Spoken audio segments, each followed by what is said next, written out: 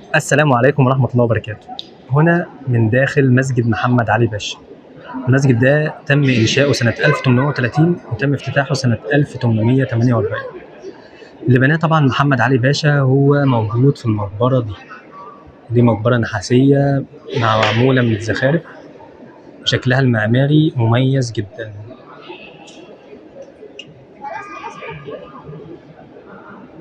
هتلاقوا فيه هنا في الظهر ورايا 365 مشكاوة، دي في حالة الهدوء بتبدأ تصدر أصوات وكأنها ألحان موسيقية. طبعا المكان مليان ناس كتير جدا.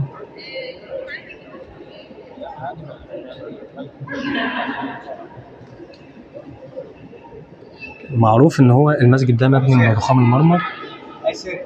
الرخام ده نادر، مش موجود في أي حتة تانية غير في مسجد محمد علي. طبعا الناس دلوقتي بتحاول تصدر أصوات بحيث إن هي يعني المسجد معروف إن هو بيعمل صدى صوت، فهو بتحاول تعمل أي صوت، فبتقول الأذان الله أكبر بحيث إن هي يسمعوا صدى الصوت بتاع المسجد يعني.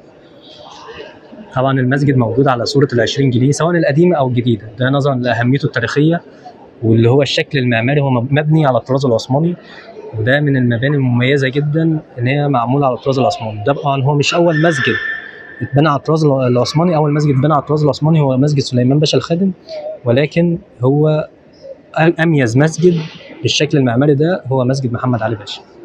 شكرا، نشوفكم في حلقة جديدة.